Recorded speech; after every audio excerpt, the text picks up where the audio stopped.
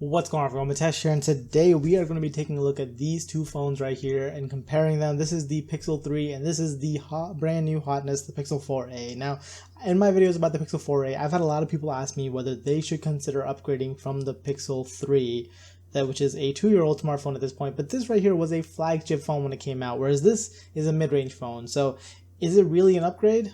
Let's talk about it. Alright, so let's start off by talking about the pure specs on these things once again. This right here, this phone came out 2 years ago, so it's rocking the Snapdragon 845, had 4GB of RAM, and has 64 or 120GB of UFS 2.1 storage. This phone right here just came out now, and it has a Snapdragon 730G. It's got 6GB of RAM, 2 more than this phone, and then it's got 120GB of storage, same UFS 2.1 storage. So unlike last year when the Pixel 3a came out, that one had a much slower storage, whereas this one, same kind of storage, but you get more by default. You get 120GB, which is a really nice thing, especially since 64GB, it's really lacking. But one huge advantage that the Pixel 3 has over the Pixel 4, you get free original quality backups thanks to Google Photos. This phone offers none of that. This phone, 3 years of original quality backups. If you buy this brand new right now, you still get 3 years from here onward, so you'll get it until 2023. So that is a huge feature, but yeah, that is just something that you guys get. So even if you get lower storage, it's actually pretty okay because you'll have all your photos and videos backed up by Google. So that is a nice little feature. So yeah, in terms of pure hardware, I would say they're pretty much even. I did run a Geekbench score on both of these, and for the Snapdragon 730G, the newer processor, we got a single core score of 522 and a multi-core score of 1485, whereas on the Pixel 3, we got a single core score of 506 and a multi-core score of 1980. So in terms of single core score, I would say they're pretty close to each other, and then multi-core, obviously this phone is much better. But that's not the whole story, because we do have the RAM to consider.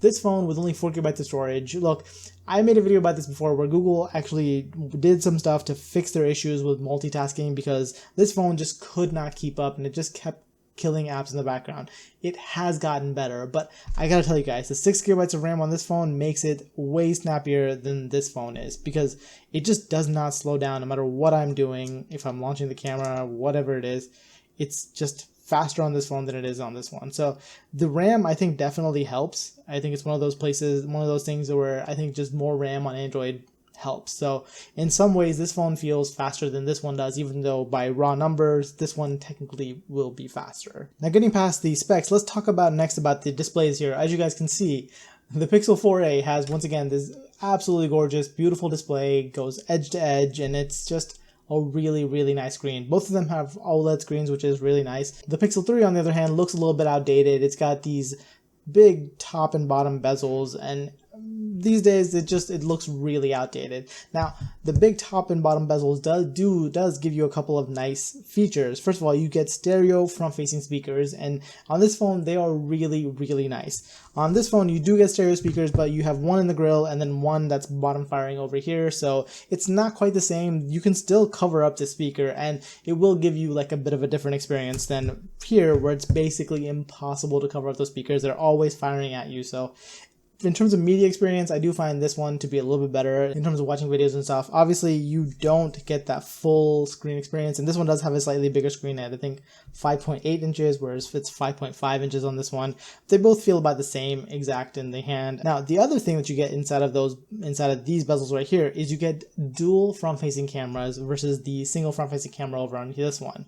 So if you're someone who's really into taking selfies, you may want to consider this one, because you have the normal lens, and then you also have the ultra wide lens. So if you're someone who takes a lot of group selfies, that's actually a pretty nice feature to have. All right, so moving on from the front of the phones, let's talk about the back of the phone. So here we have, once again, the fact that the Pixel 4a only comes in the single color, and it is a really terrible black color that I'm not a huge fan of. Whereas the Pixel 3, you get color options. So this is the white one, and I honestly really like this color. There's also a rose gold / pink option that you could have gotten. It's still available if you could find this phone, but yeah, that I do think that this phone just looks better. Also, the camera bump here, it's just a circle, and I think that looks way better than this square bump with the flash and the camera inside of it.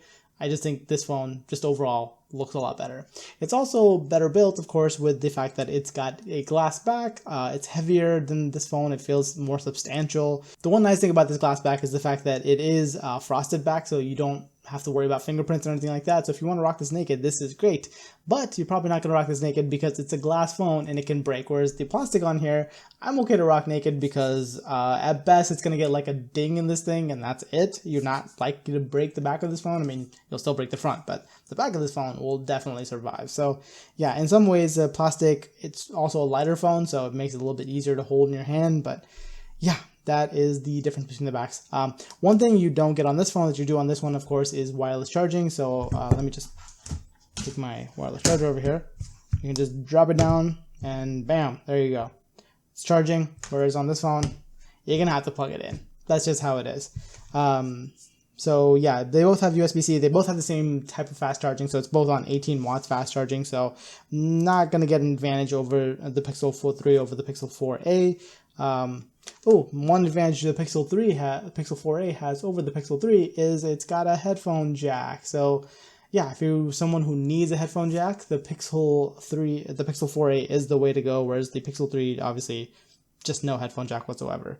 Now as for the main camera over in the back, these are actually very, very similar cameras. I will be doing a camera comparison just like I did with the Pixel 4, and I would be very surprised if the photos these two take are any different. Now, in terms of video, I'm pretty sure the Pixel 4a is actually going to be better because the Pixel team has really gotten better video quality over the years. Now, it's not been a huge leap forward, but in terms of definitely like the audio and stuff, I find the Pixel 4a just to be better, and we'll likely see the same result. I haven't shot that video yet, so I can't really tell you guys, but we'll find out when that video comes, and make sure you guys subscribe so you guys don't miss that video. Yeah, overall, I definitely think it's an interesting comparison between whether you should get the Pixel 4a versus the Pixel 3. You can still find this phone brand new. I just saw it on Amazon for $350 for the 64GB version, and like I said, you get 3 years of original quality backup, so 64GB may be worth it on this phone, whereas on this phone you get $350 and you get a brand new phone. And yeah, it's really kind of hard to decide which one of these to go with. I think it's really going to depend on what you value a little bit more. So if you want a premium build quality, this phone is definitely better. Technically, I think this phone will last a little bit longer since it just came out now. It's got 3 years of updates left, whereas this one will have 1 more year of update left. So it's got Android 11 now, and it will get Android 12, but that's it. Whereas this one will get 13 and then also 14. So it's a little bit of a toss-up, but this one will definitely last you a little bit longer. It is the same price as this one. You get a little bit more storage. You get no photo quality backup for a while. You'll get no 5G on either of these phones. You do get a fingerprint reader on the back of both these, and they're both plenty fast for those. So it's really tough to tell people with the Pixel 3 to upgrade to the Pixel 4a because in terms of what you're getting, other than getting more security updates and more updates in the future, you're not really going to be gaining a lot of features. You're not getting a lot of other quality improvements other than like the screen being nicer. So I don't know if I would tell somebody who owns a Pixel 3 to upgrade to the Pixel 4a right now. I may tell them to wait for the Pixel 5. It's going to be a little more expensive, but I think if you've waited 2 years to upgrade already, then it might be worth waiting for the Pixel 5. But yeah, with that, that's pretty much it for this video. Like I said, the camera comparison between these two is coming out soon. Just, so in case camera is really important to you and you want to know if whether that is an upgrade or not, that will be out soon. But with that, that's pretty much it for this video. Like it if you liked it, subscribe if you guys loved it, and I will catch you guys in the next one. Bye!